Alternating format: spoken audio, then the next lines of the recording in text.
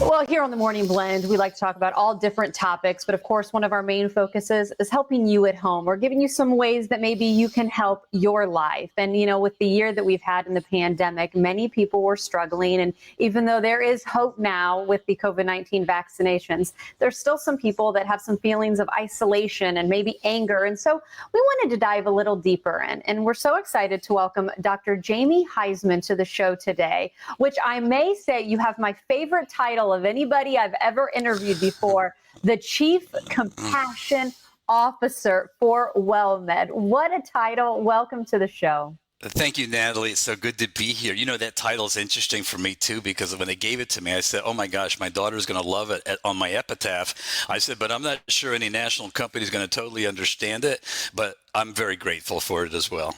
Well, and we're going to be talking about compassion today, which you were so passionate about, because, during this pandemic, we saw definitely feelings of being alone and boredom and isolation. And then, unfortunately, that caused maybe the levels of alcoholism to increase. And I'm assuming you've been able to see that and maybe can share some ways that we all can cope a little bit better.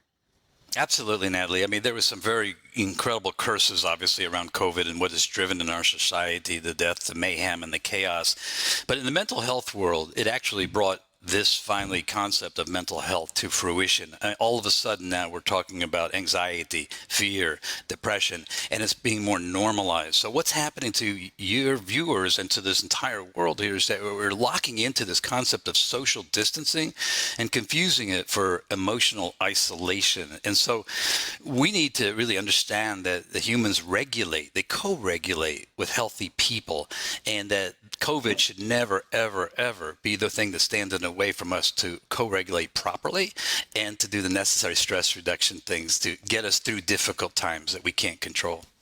Well, in talking about stress reduction, I mean, many people, and like we've talked about in the studies that you've been able to find, people been reaching more for the wine bottle, perhaps, or the liquor bottle, if you will, to deal with some of those stressors. But you've got 4 healthy ways that you wanted to share with our viewers today. So I'll let you go ahead, take it. First one being a little physical activity, good old exercise, right?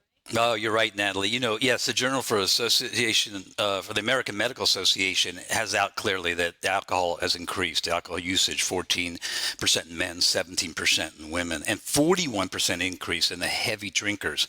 And so what we did was disassociate. We kind of have that fear and anxiety of the moment, and we want to leave the moment instead of be here now, just to really calm down. So it's the fear that takes us.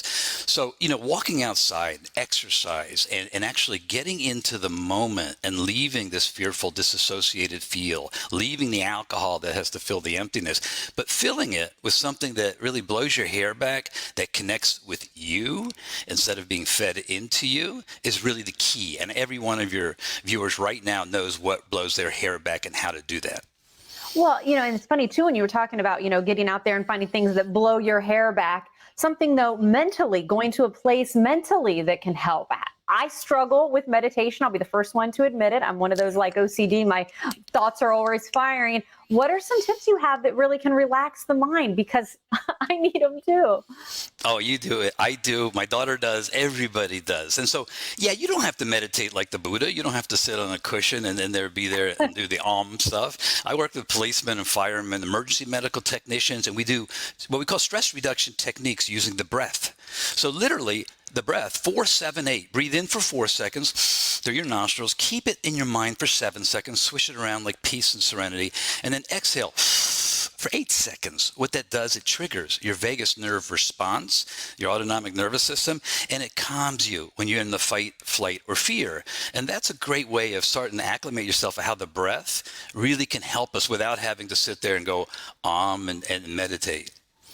One of the other things that people are struggling with during this time was just staying connected. And with the vaccines, I know my family and I are able to be together finally, but so many times people are still feeling that isolation. I mean, you and I right now, we're on a Zoom-like program, if you will. How important is it to stay connected? And is that something you'd recommend?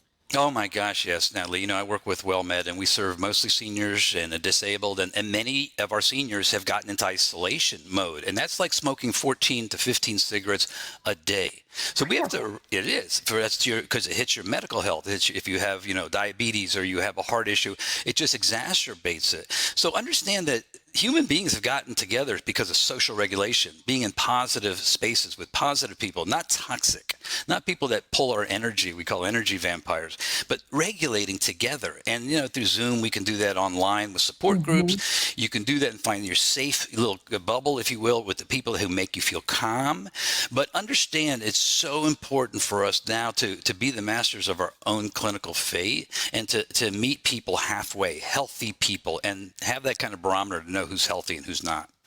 Well, in closing, too, we talk a little bit about creativity and how important that is to maybe dive into that side of the brain. I know I do that with my 4-year-old regularly, playing, make believe, or even using the good old coloring book. And after I do kind of color with her for a while, I'm like, man, I do feel a little more relaxed. Is that something that you're able to see studies in and agree with? Absolutely, Natalie. In fact, the experiential interventions, how children work and how you just did that with your child is what sinks in the most. I mean, the longest trip we take is from our mind to our heart. We never do that. So those who read self-help books until they can't stop don't often get better. So I suggest doing what you're saying. Go with your child. Go with yourself. Create a hobby experientially. Make things. Something that really goes from the head to the heart and shows you literally that the experience was worthwhile. So get with your kids. The kids are always the best teachers. Well, this experience has been very worthwhile. Dr. Jamie Heisman, we're so appreciative of your time. That's how you can get more information from WellMed today. And I do hope we see you again. This was really a nice segment. Thank you, Natalie. I would love to be here. I just love the Tampa, St. Pete area. It's really a home away from home for me. So thank you. And your Well, good. viewers. Let's make it happen again. Take care, okay?